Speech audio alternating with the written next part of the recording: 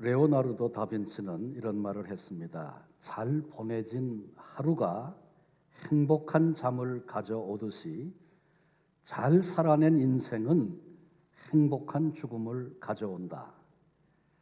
밤이 됐는데 번민이 찾아오고 잠을 잘 수 없는 한 사람의 모습을 지켜본다면 그 사람의 그 하루를 엿볼 수 있을 것입니다. 어떤 죽음을 맞이하느냐, 그건 죽음의 형태가 아니고 죽음을 향하여 나아가는 그 사람의 모습과 자세, 삶의 결론, 이런 것들이죠. 그 죽음을 보면 어떻게 이 사람이 살아왔는지 그 인생을 엿볼 수 있습니다. 여호수아서 24장은 여호수아가 110세에 맞은 죽음에 대해서 말해주고 있습니다. 우리가 읽었던 말씀, 특별히 여호수아의 일생을 엿보게 하는 유언의 말씀이다. 그렇게 보아서 좋습니다. 여호수아는 우리가 잘 아는 것처럼 이스라엘 민족 위대하게 이끌었던 모세의 후계자가 되어져서 가나안 땅을 점령하고 그 땅을 차지하는 그런 사명을 감당했던 이스라엘의 지도자입니다. 모세와 같이 뛰어난 인물이 없었죠. 모세와 같이 뛰어난 지도자가 없었습니다. 근데 그 후임이 된다는 건 대단히 힘들고 어려운 일이죠. 그럼에도 불구하고 여호수아가 가나안 땅을 점령하는 그 사명을 잘 감당한 것은 하나님께서 그에게 약속해 주셨던 것처럼 하나님이 친히 그와 함께 하시고 그를 붙들어 사용해 주셨습니다. 그랬기에 그는 뛰어난 지도자로서의 생을 살게 된 것입니다. 죽음을 앞둔 여호수아가 너희가 섬길 자를 오늘 택하라. 오직 나와 내 집은 여호와를 섬기겠노라. 그의 삶, 그의 죽음을 대변해 주는 그런 말이라고 보아도 좋을 것입니다. 여호수아의 이 같은 고백의 의미를 함께 살피면서 오늘 우리에게 주시는 은혜를 나누려고 합니다. 첫 번째로 생각할 것은 이 고백 속에 담겨있는 자립적인 신앙의 고백, 함께 살펴보려고 합니다. 친구 따라 강남 간다, 그런 말이 있죠. 봇과 함께 가는 인생길이라면 참 특별한 즐거움이 거기 있습니다. 그런데 함께 같은 길을 갈 수 있는 친구가 하나도 없다면 그 삶은 외롭고 불행한 삶이다, 그렇게 말할 수 있을 것입니다. 이 말씀을 준비하면서 나는 어떤 친구가 있나 제 자신을 좀 돌아다 봤습니다. 한국에 좋은 목회하고 있는 좋은 목회자 친구들이 있어요. 그래서 종종 자주 만날 수는 없죠. 어떤 때는 몇 년 만에 한 번 보기도 하는데 어쩌다 만나도 조금 더 변함없이 어떤 얘기도 함께 나눌 수 있고 들어줄 수 있는 그런 친구들이 있는 거 얼마나 감사한지 모릅니다. 근년에 와서 가까웠던 목회자 친구들이 한 명, 두 명 세상을 떠나는 그런 모습을 지켜보면서 참 아쉬움과 섭섭함이 있습니다. 물론 그 친구들 천국에서 영광의 참 그 은행총 가운데 거하고 있을 텐데 제가 가야 만나게 되겠죠. 캐나다에 와서도 좋은 친구들을 하나님이 만나게 하셨어요. 제일 먼저 사귄 친구가 스미남 목사, 93년도에 와서 알게 됐는데 지금까지 한결같은 모습으로 그렇게 교제하게 된 거 얼마나 감사한지 모릅니다. 또 늦게 우리 김성재 목사님 같이 예배하고 있습니다마는 좋은 친구 또 하나님 만나게 하셔서 같은 방향을 이렇게 바라볼 수 있게 되는 것 얼마나 큰 위로인지 모릅니다. 노회 안에도 같이 마음을 나눌 수 있는 그런 친구들이 있고 교단을 초월해서 그렇게 만날 수 있는 분들을 주신 것 참 감사하다, 그런 생각을 스스로 혼자 해보게 됐습니다. 여러분들은 어떠십니까? 함께 같은 방향을 바라보고 말을 하면 그게 무슨 얘기인지 이해가 되어지고 그래서 격려하며 함께 길을 걷는 그런 친구들이 있으십니까? 죽음을 앞에 둔 여호수아, 그의 형편은 어떻습니까? 그를 둘러싼 많은 사람들, 여호수아와 무관한, 그래서 구경꾼 같은 사람 하나도 없었습니다. 깊은 관계의 사람들이었습니다. 왜? 희로애락을 같이 함께 나누고 삶과 죽음을 함께 경험해 오면서 때로는 어려울 때 힘이 되어 주었던 사람들이 거기 있었습니다. 그런데 여호수아가 이런 말을 합니다.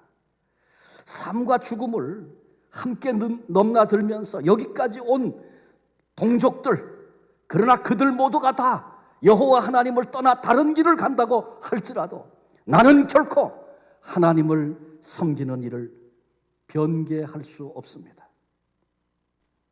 비텐베르크 대학교에 교수를 하던 마틴 루터를 우린 잘 알고 있습니다. 당시 로마 캐토릭이 면죄부를 판매하고 그래서 회개 없는 용서를 말할 때 이것은 거짓 평안이라고 단호하게 일어나서 비판했습니다. 당시 교황 측의 세력은 어마어마했습니다. 그런데 그 모든 세력을 가진 사람들이 모두가 다 일어나서 일제히 위협하고 반대했습니다. 루터가 재판을 받던 보름스 대성당, 그는 거기서 그런 말을 했죠. 사탄이 이 예배당의 기와장처럼 다 일어나서 나를 대적한다 할지라도 내 생각은 바뀔 수 없습니다. 저는 독일을 한번 방문했던 적이 딱 한 번 있습니다. 가서 익히 들어서 알던 몇몇 성당들을 방문했었습니다. 그 예배당의 규모, 아주 입이 딱 벌어지더라고요. 규모만 큰 게 아니라 얼마나 세밀하고 거기 딱 들어가 서면 그 권위 앞에 사람이 쪼그라드는 것 같은 그런 느낌이 들더라고요. 그런데 그 한가운데 그를 세워놓고 모두가 다 위협하고 반대하는데 하나님을 향한 바른 신앙에 자신의 생명을 걸었던 마틴 루터의 그 귀한 믿음의 고백이 얼마나 복되게 느껴졌는지 모릅니다. 상황이 어떻게 바뀔지라도 어떤 일이 벌어질지라도 하나님을 섬기는 일 결코 포기할 수 없습니다. 이것이 루터의 고백이었고 오늘 본문의 여호수아의 고백이었고 오늘 함께 예배하는 저와 여러분 우리 모두의 고백이 되어야 할 것입니다. 우리는 신앙생활하면서 사람들 때문에 흔들리는 경우들이 있습니다. 또 뜻밖의 상황 앞에서 어쩔 줄 몰라 하며 흔들리는 순간들이 있습니다. 주님은 흔들리는 이들을 향해서 내 믿음이 어디 있느냐 이같이 물으십니다. 누가 뭐라고 해도 상황이 어떻게 바뀌어도 믿음의 길을 가는 절대신앙, 자립신앙 소유하고 이 믿음의 길을 끝까지 복되게 걸어가 승리할 수 있는 귀한 성도들이 되시기를 바랍니다. 우리가 하나님 앞에 바른 신앙의 길을 가지 못하고 충성을 다하지 못하는 정당한 이유는 결코 없습니다. 군중들이 다 반대하고 예수를 십자가에 못 박으라고 그렇게 외쳤던 그 순간 제자들마다 다 도망을 갔습니다. 그런데 그럼에도 불구하고 사랑으로 저와 여러분 우리를 위해서 나를 위해서 예수님께서 십자가의 그 길을 걸으셨습니다. 그 엄청난 사랑 앞에서 어떤 이유도 어떤 핑계도 주님을 떠난다든지 주님을 외면한다든지 여호와 하나님을 등질 만한 정당한 이유는 하나도 없습니다.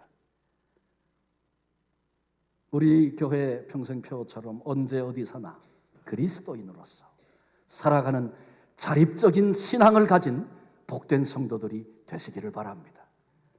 내 가까운 사람이 내 친구가 딴 길을 가도 나는 이 길만은 변개할 수 없습니다. 우리 모두의 자립적인 신앙, 그래서 흔들리지 않는 그런 믿음의 승리자들 될 수 있기를 주님의 이름으로 축원합니다. 두 번째로 가정에 대한 책임감입니다. 여호수아의 가정에 대한 얘기는 성경에 별로 언급이 되어 있지 않습니다. 가문 자체가 별 볼 일이 없어서 그의 가문을 주목하지 않은 것은 아닙니다. 여호수아는 지휘자가 되고 나서 지도자가 되고 나서 바로 가나안 땅을 들어가야 했고 끊임없는 전쟁을 해야 했기 때문에 가정에서 사랑을 나눈다든지 자식을 이렇게 꿈을 꾸게 하고 도와준다든지 이건 못했을 거예요. 전쟁 그거 하나 사명 때문에 거기까지 달려갔을 것입니다. 그런데 여호수아가 임종전에 나와 내 집은 여호와를 섬기겠노라 선언합니다. 내 가족은 적어도 나와 함께 이 신앙의 길을 걸어갈 겁니다. 구약과 신약을 막론하고 성경은 가정을 아주 중요하게 설명하고 있습니다. 사회의 기본 구성 단위가 가정이고요. 가장 작은 교회 그 단위가 바로 가정입니다. 가정은 하나님이 이 땅에 친히 세우신 기관입니다. 에덴 동산에서 아담과 하와를 지으시고 그들을 한 가정으로 만들어 주셨습니다. 예수님도 어린 시절에 가족들과 함께 예배합니다. 성전에도 함께 올라갔습니다. 모세 아주 어려운 시대와 상황에 태어났습니다. 부모의 손으로 아들을 낳아 강에 던져야 하는 그같이 힘들고 어려운 고난과 어려운 상황이 어디 있겠습니까? 그런데 그럼에도 불구하고 모세는 위대한 신앙의 사람이 되어져서 자기 민족을 애굽 땅에서 이끌어내는 위대한 사명을 감당합니다. 어떻게 그런 일이 가능했습니까? 그것은 오직 하나, 그의 어머니가 철저한 신앙 교육을 어린 시절에 4년 동안 그에게 기회가 주어졌을 때 신앙 교육했습니다. 그 4살까지 그렇다고 그래요. 그때는 유모에게 자식을 맡기면 4년 어려서 태어난 아이를 유모에게 자식을 맡기면 4년을 맡겼답니다. 그 4년 기간 동안 그에게 심어주었던 여호와 하나님을 향한 사랑과 신앙, 민족을 향한 사랑, 그것이 모세로 모세되게 했습니다. 가정에서 흘러내려오는 신앙의 위대함을 우리가 보게 됩니다. 가정의 모든 일을 책임지는 사람이 가장입니다. 경제적인 책임, 사회적인 책임, 그 가운데 가장 막중한 신성한 책임을 말한다면 그것은 신앙적인 책임이다 말해서 좋을 것입니다. 만일 가장이 잘못된 신앙을 가지면 온 가족이 고통을 당하고 그것이 그 삶의 그 가정의 비극이 되기도 합니다. 아버지는 가정의 제사장이다. 성경은 그렇게 우리를 가르칩니다. 영적인 책임이 있다는 것이죠. 그런데 제사장의 신앙이 병들면 어떻게 됩니까? 그 대표적인 예가 엘리 제사장의 가정의 이야기일 것입니다. 그 가정은 결국 패가망신했습니다. 그의 그 비참한 마지막 모습들이 이 땅을 신앙으로 살아가는 이들에게 교훈을 주고 있습니다. 두 아들 홈니와 비느하스 불량자였다. 여러분, 두 아들이 불량자여서 그래서 엘리가 그렇게 비참한 죽음을 죽었습니까? 그의 가정에 이 비극이 찾아왔습니까? 사실은 그 책임은 가장이었던 엘리의 책임입니다. 거기서부터 출발된 일이라는 사실을 우리는 놓치지 말아야 합니다. 그런 의미에서 저는 이 말씀 생각하면서 제 선친에 대한 생각을 했습니다. 교회에서나 또 가정에서나 또 삶의 세상 속에서 어떤 상황 속에서도 한결같은 신앙의 모습으로 사셨던 제 선친의 모습을 다시 그려보면서 그리움도 생기고 감사의 마음도 있고 내게는 정말 이같이 소중한 유산이 있는데 이런 생각을 하게 됐습니다. 제가 신학교 다니고 그럴 때 70년대인데 그때 그런 일들이 교회에 있었어요. 목사들이 타락을 하고 또 장로아들이 타락을 하는 다 그랬다는 얘기 아니죠. 전부 다르지만 그런 일들이 간혹 이렇게 보여져서 어떻게 이런 일이 있을 수 있을까 그렇게 생각들을 했는데 어떤 분이 살피고 그런 얘기를 했는데 동감이 가더라고요. 무슨 얘기를 했냐 하면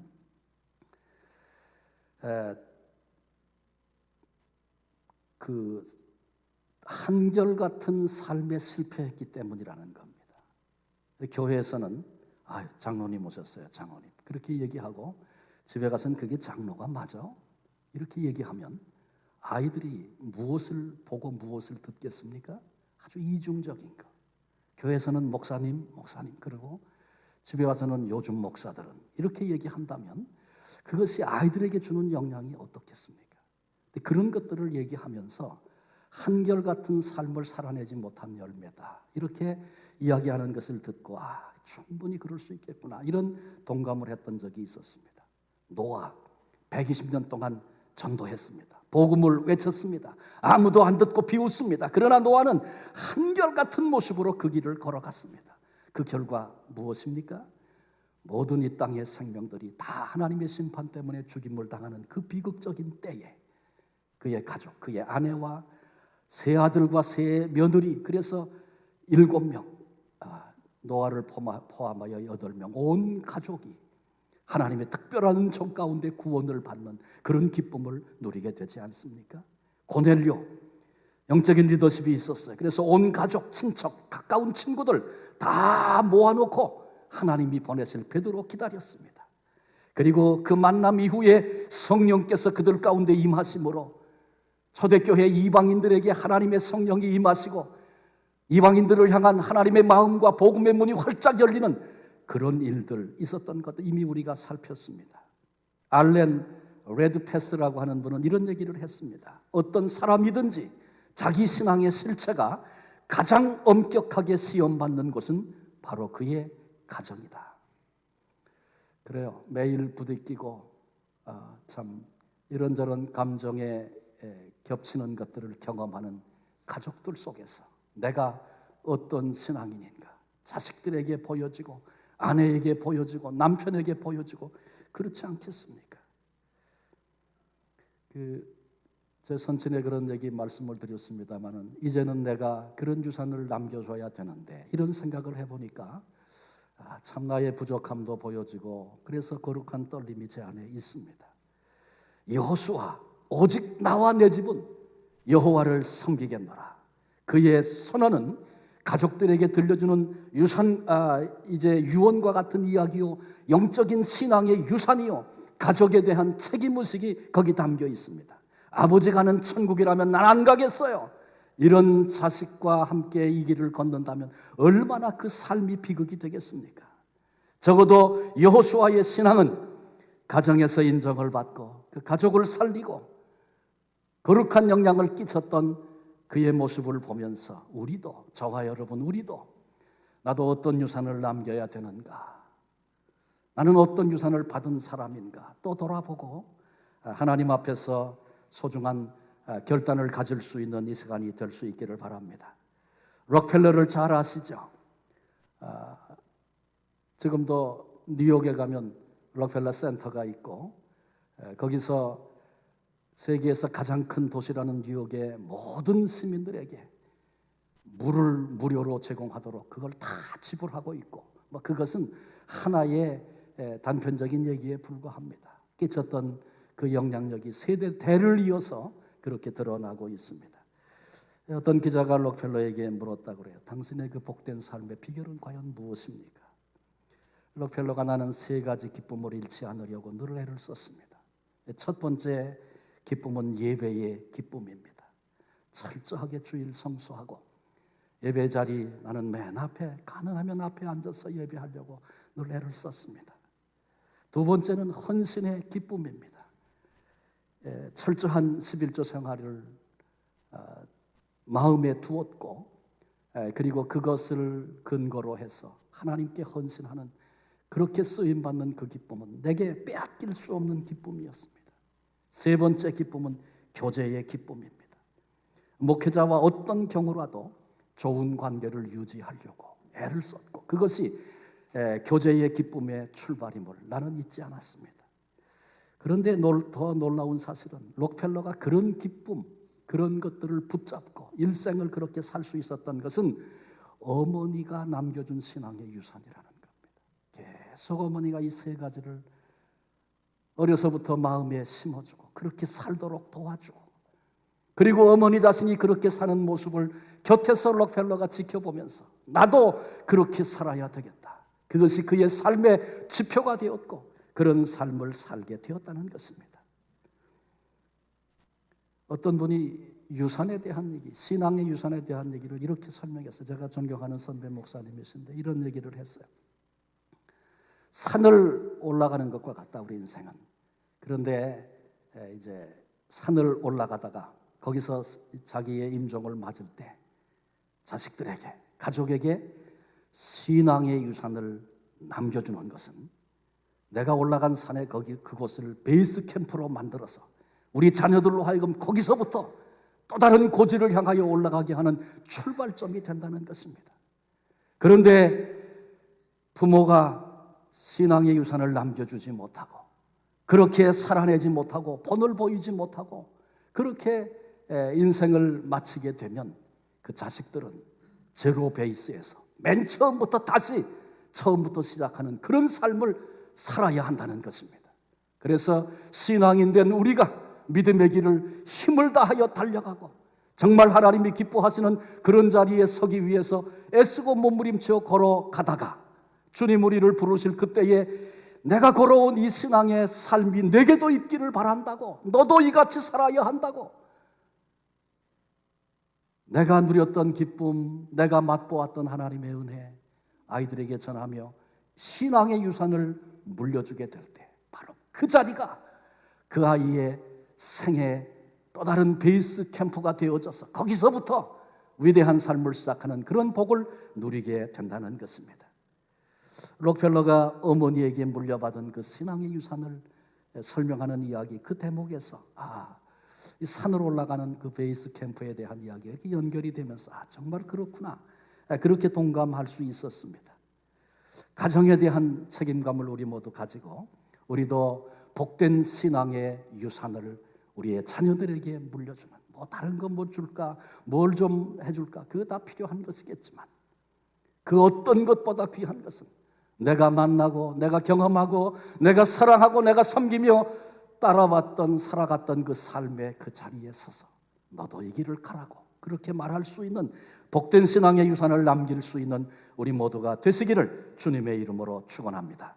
마지막 세 번째는 민족에 대한 책임감입니다. 여호수아가 임종을 앞에 두고 자립신앙을 고백하고 가정에 대한 신앙의 책임을 고백하는 이유가 있습니다. 그같이 증거했던 이유가 있습니다. 그것은 바로 민족의 결단을 촉구하기 위한 것이었습니다. 이스라엘 민족은 영적으로 볼 때 마치 흔들리는 갈대와 같았습니다. 애굽에 살면서 오랫동안 찌들어서 애굽 신들을 섬겼었습니다. 광야를 통과하면서 광야에서 만나게 되는 우상 숭배 앞에 여지없이 무너졌던 그런 경험들을 그들이 가지고 있지 않았습니까? 가나안 땅에 들어와서 아모리 사람들이 섬기던 신들을 섬기는, 그래서 영적으로 휘청거리고 있는 그들의 모습을 봅니다. 임종을 앞둔 여호수아에게 있어서 가장 큰 걱정, 최우선적인 걱정은 뭡니까? 어떻게 하면 우리 동족이 자립국가가 될 것인가? 어떻게 하면 경제를 일으킬 것인가? 어떻게 해야 위대한 후계자가 올 것인가? 뭐 그런 거 고민한 것이 아니고 민족의 신앙의 결단이 여호수아에게, 죽음을 앞둔 여호수아에게 가장 큰 고민이고 가장 큰 걱정이었습니다. 그들을 향하여 말합니다. 너희가 섬길 자를 오늘 택하라. 오직 나와 내 집은 여호와를 섬기겠노라. 너희는 어떻게 하겠냐는 것입니다. 나와 내 집은 여호와를 섬길 것인데 너희는 어떻게 하겠느냐? 결단과 선택을 강력히 촉구하고 있는 것입니다. 이 여호수아의 도전 앞에서 일제히 이스라엘 민족이 결단코 여호와를 버리고 다른 신을 섬기지 않겠습니다. 하나님만 섬기겠습니다. 여호수아의 이야기를 들으면서 그들의 생각이 여호와 하나님을 향하게 됐습니다. 하나님은 어떤 분이십니까? 애굽 땅에서 이스라엘 민족을 능력으로 이끌어내신 하나님이셨습니다. 광야에서 때로는 메마른 땅에 샘물을 터뜨려 주시고 하늘에서부터 먹을 것을 내려 이스라엘 민족의 삶을 책임져 주시기도 하고 수많은 강력한 민족들과 대적하여 싸울 수밖에 없는 그런 위기를 만날 때에도 하나님이 친히 그들을 보호하시고 지켜주셨습니다. 그 하나님에 대한 생각, 지나간 날 주셨던 그 은혜가 그들의 머릿속에 떠오르기 시작합니다. 그러면서 그들이 고백합니다. 하나님이 이렇게 우리를 인도해 주셨거늘, 그 고민, 그 아픔, 그 절망의 때 우리를 이같이 인도해 주셨거늘 어찌 우리가 하나님을 떠나 다른 신을 섬기겠습니까? 그런데 이 이스라엘 민족, 자기 동족의 이런 결단의 고백을 들은 여호수아가 19절에, 오늘 읽진 않았습니다만 아주 이상한 얘기를 합니다. 너희가 능히 여호와를 섬기지 못할 것이다. 여호와는 거룩하신 하나님이시고 질투하시는 하나님이시다. 너희가 하나님을 제대로 섬길 수 있겠냐? 하나님이 어떤 분이신데? 하나님은 거룩한 분이시고, 그러니까 작은 것 하나라도 용납하지 않으시는 분이신데 거기다가 질투까지 하시는 그런 것들을 전혀 용납할 수 없는 그런 분이신데 너희가 그 하나님을 제대로 섬길 수 있겠니? 여러분, 이 말의 의미는 뭡니까? 그 하나님은 너희가 섬길 수 없으니까 아예 포기해라, 그 얘기하는 것입니까? 아닙니다. 지금 여기서 확고한 생명을 건 신앙의 결단이 필요하다고 하는 강력한 도전을 지금 여호수아가 하고 있는 것입니다. 제가 강원도에서 목회하다가 서울에 올라와서 이제 목회를 하면서 만나게 된 한 어른 목사님이 한 분 계셨습니다. 교단에 또 교계의 어른이셨는데 키가 자그마한데 아주 이렇게 땅땅한 그런 체격을 가지신 어른이셨어요. 저를 처음 만났을 때 했던 그 말씀이 지금도 생각이 나요. 유 목사, 그러면서 뭐하러 목사하니? 이제라도 잘 생각해보고 그만둬라 그러시는 거예요. 선한 마음을 가지고 나가도 다른 눈으로 보고 다른 말을 하는 사람들도 있고, 네가 아무리 애를 써서 평생 목회를 하고 예배당을 하나 잘 져도 네 이름으로 그 예배당 집 등록되지 않아. 너 잘 생각해봐. 왜 목회하려고 그래? 그만둬. 이제라도 그만두는 게 나아. 그렇게 얘기를 하시는 거예요. 저 처음 만났는데.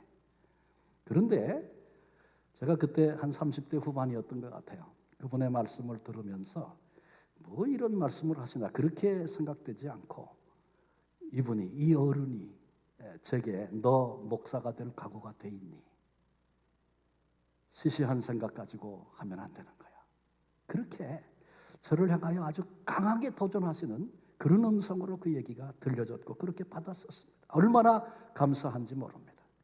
본문의 여호수아, 지금 이스라엘 민족을 향해서 정녕 너희는 여호와만 섬겨야 한다, 그래야 산다, 지금 강력한 도전을 하고 있는 것입니다. 그리고 여호수아는 성소곁 상수리 나무 아래 큰 돌을 취하여 세웠습니다. 그리고 말합니다.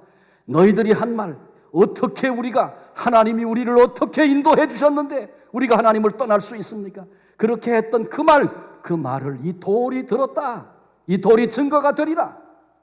결코 앞으로 하나님 앞에서 부인할 수 없을 것이다. 그래서 그곳에 돌을 세웠습니다. 여호수아, 그에게는 민족에 대한 책임의 중요성, 그 가슴이 그에게 있었고 그것을 오늘 우리에게 보여주고 있습니다. 민족에 대한 책임감, 그리스도인들에게, 신앙인들에게 중요한 것입니다. 나만 괜찮으면, 내 가정만 괜찮으면, 이런 이기주의가 얼마나 민족의 미래를 어둡게 만듭니까? 경계해야 할 대단히 위험한 것입니다. 내 단체만, 내가 속한 이 공동체만, 집단 이기주의죠. 나라를 망치게 만듭니다. 우리 한국이 소용돌이 치는 그런 시간들을 이렇게 지나면서 주변에서도 뭐 쉽게 얘기 나누면 나라를 걱정하는 얘기들 쉽게 많이 들을 수 있습니다. 많은 말들이 오가고 있습니다. 얘기를 들어보면 다해국자입니다. 그런데 한 가지 안타까운 거 있어요. 그런데 나라를 위해서 기도합시다. 그러면 별 반응이 없어요. 그게 이 시대의 모습인 것 같아요. 정말 안타깝습니다. 나라를 위해서 말하는 사람보다 나라를 위해서 기도하는 사람, 민족을 끌어안고 가슴에 담고 기도하는 한 사람이 필요합니다. 여호수아의 민족을 향한 책임의식, 오늘 우리도 배워야 합니다. 유대인 600만을 학살했던 아우슈비츠 수용소의 이야기를 기억하십니까? 유대인 대표자를 자처했던 한 랍비가 있었답니다. 어느 날 죽음을 무릅쓰고 오늘 내가 수용소 소장을 꼭 만나야 합니다. 면담을 청했습니다. 어렵게 그 수용소 소장을 만났답니다. 이런 얘기를 했다고 해요. 내일은 우리 민족의 대속죄일입니다. 이날만은 유대인을 죽일 수 없습니다. 만일 내일 사형을 집행할 그런 일이 있다면 앞당겨서 오늘 해 주십시오. 그런데 이 랍비의 단호한 얘기에 거기 죽음 앞에 두려워하던 모든 유대인들이 동의를 하면서 담대하게 하나님 앞에 설 것을 결의했다는 것입니다. 서울에서 88 올림픽이 열렸던 기간 중에 이 같은 작은 기사가 있었습니다. 그 기간 중에 유대인들의 대속죄일이 있었답니다. 그런데 그날 선수들도 임원들도 금식을 하면서 경기에 불참을 했다는 것입니다. 그건 뭐 다양한 입장에서 다양한 평가를 내릴 수 있겠습니다만, 신앙인의 눈으로 신앙인의 입장에서 바라본다면, 그 수용소에 그 랍비의 가슴 속에 있던, 그래서 함께 그 고난을 당하던 형제와 자매들에게 흘려보냈던 그 민족의식, 그런 것들이 하나님 앞에 어떻게 서야 하는가, 그런 것들이 흘러내려온 결과 아닌가 생각을 합니다. 이미 몇 주 전에 말씀을 드렸습니다마는 로마가 이스라엘을 멸망시키고 회제를 부르며 개선문을 세우고 기념주화를 만들었습니다. 로마 군병 발 아래 유린당하는 유대 부인을 그려놓고 조롱했습니다. 그런데 역사 가운데 그같이 행했던 로마는 멸망을 했지만 이스라엘은 아직도 살아서 엄청난 영향력을 발휘하고 있습니다. 민족에 대한 책임의식의 결과였다 생각이 됩니다. 모세는 이렇게 고백했습니다. 동족의 죄를 사하여 주소서. 그렇지 아니하시오면 주께서 기록하신 책에서 내 이름을 지워버려 주옵소서. 구원의 책에 내 이름이 지워질지라도 동족의 죄를 사하시고 구원해달라고 하는 모세의 그런 가슴이 피 끓는 가슴입니다. 바울도 로마서 9장에 똑같은 얘기를 했죠. 나의 형제 곧 고륙의 친척을 위하여 내 자신이 저주를 받아 그리스도에게서 끊어질지라도 원하는 바로다. 내 민족이, 내 형제가, 고륙 친척이, 내 동족이 구원을 받을 수만 있다면 바울 속에 있었던 불같은 동족을 향한 마음이었습니다. 우리도 신앙인으로서 민족의 미래를 가슴에 품는 바른 신앙의 사람이 되어야 합니다. 오늘 이 아침에 우리는 여호수아의 유언을 함께 나눴습니다. 동족을 향하여 결단을 요청하는 강력한 도전을 함께 나눴습니다. 너희가 섬길 자를 오늘 택하라. 오직 나와 내 집은 여호와를 섬기겠노라. 자립신앙, 모두가 다, 시대가 다 그렇게 흘러가도 여호와 하나님 앞에 서겠다고 하는, 내가 좋아하고 내가 관계하며 살았던 그 친구들이 다 돌아선다고 해도 하나님 나는 이 길을 가겠나이다. 이 신앙의 고백이 저와 여러분 우리에게도 있어야 합니다. 가정에 대한 책임의식, 신앙의 유산, 무엇보다 중요한 것, 우리 아이들로부터 어디를 베이스 캠프 삼아 그 위에 그 인생의 집을 짓게 할 것인가? 하나님 앞에서 감당해야 할 두려운 책임이 저와 여러분 우리에게 있습니다. 우리 아이들에게 내 어머니, 내 아버지가 걸어갔던 그 신앙의 모습이 보배처럼 귀하게 보여지고 나도 그렇게 살아야지, 그렇게 될 수 있다면 그 사람은 승리한 인생을 산 사람 아니겠습니까? 민족에 대한 책임의식.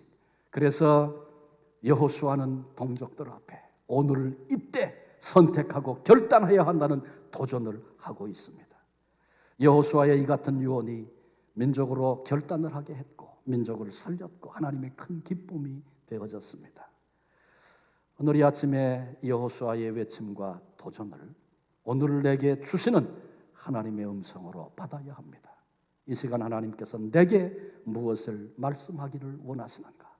말씀을 붙잡고 내가 그런 존재로 하나님 앞에 서야 합니다. 동시에 나도, 내게도 이런 사명, 이런 역할, 이런 책임이 있다는 사실을 다시 인식하고 이 사명 감당함으로 이 시대에 주님의 마음을 기쁘시게 해드리고 거룩한 영향을 끼치며 그렇게 끝까지 승리하며 살아가는, 하나님 앞에서 그렇게 살아내는 한 분 한 분 하나님의 사람들 되어지시기를 주님의 이름으로 축원합니다. 기도하시겠습니다. 하나님, 이 아침에 하나님께 예배하며 여호수아가 동족을 향하여 외쳤던 피 끓는 도전, 우리들이 함께 들었습니다. 주님, 이 말씀의 의미가 무엇인지 깨달을 수 있는 길을 우리에게 주시고 우리의 지각을 활짝 열어주셔서 오늘 이 시대에 어떤 모습으로 내가 살아내며 어떤 유산을 우리의 자녀들에게 흘려보내며 우리 민족을 향하여 어떤 가슴으로 살아야 할 것인지를 주여 보게도 알게도 하옵소서. 작은 결단이라도 그 결단 가지고 나아갈 때 도우시는 주의 은혜가 있는 줄로 믿습니다. 그 은혜 앞에 우리 모두가 서게 하시고 이 길을 걷게 하신 분이 여호와 우리 하나님이셨다고 우리 인생의 마지막 결론을 그렇게 보고로 올려드릴 수 있는 그 복된 자리에 한 사람도 빠짐없이 그렇게 서게 하시고 그 시작을 말씀 앞에 또다시 새로운 마음으로 출발하는 그런 우리 모두가 다 되게 하옵소서. 우리를 이 은총의 자리에 불러주신 예수 그리스도의 이름으로 감사하며 기도하옵나이다. 아멘.